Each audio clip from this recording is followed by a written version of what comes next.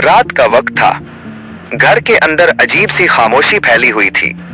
Sheehan के जहन में अलिफ के अल्फाज बार बार गूंज रहे थे।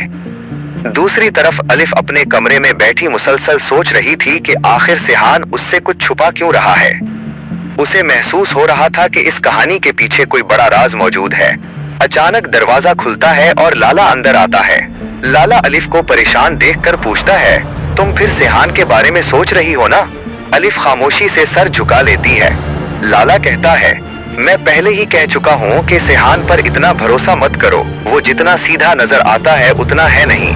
अलिफ गुस्से से कहती है, बस करो लाला, हर बार तुम सिहान को गलत साबित करने की कोशिश करते हो। लाला हल्का सा मुस्कुराता है और कहता है, वक्त आने पर तुम खुद हकीकत जान जाओगी। उधर गाजी अपने आदमियों के साथ बैठा किसी प्लान पर बात कर रहा था। उसके चेहरे पर खतरनाक मुस्कुराहट थी। वो कहता है, अब वक्त आ गया है कि सिहान से सब कुछ छीन लिया जाए।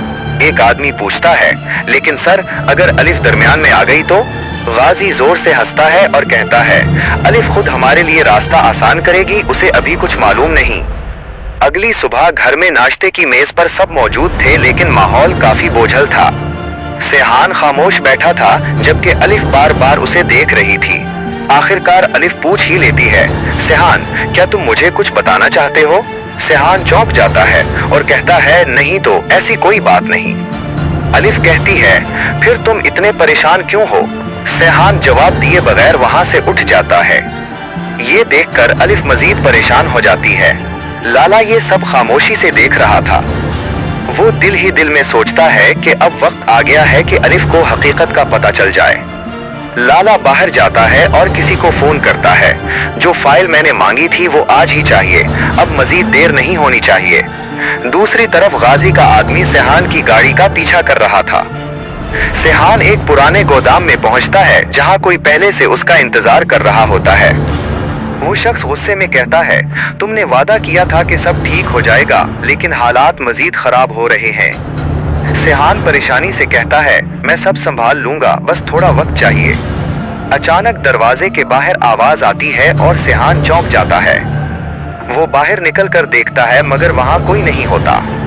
दरअसल गाजी का आदमी उनकी सारी बातें सुन चुका होता है। घर वापस आते हुए सिहान काफी परेशान था। रास्ते में उसे अलिफ का फोन आता है मगर वो फोन नहीं उठाता। अलिफ मुसलसल फोन करती रहती है लेकिन सिहान खामोश रहता है। आखिरकार अलिफ गुस्से में कहती है, आखिर वो मुझसे दूर क्यों भाग रहा है? शाम के वक्त अलिफ बाग में बैठी होती है कि अचानक गाजी वहां आ जाता है। अलिफ उसे देखकर हैरान होती है और पूछती है, आप यहाँ क्यों आए हैं? गाजी मुस्कुराते हुए कहता है, मैं सिर्फ तुम्हें हकीकत बताने आया हूँ।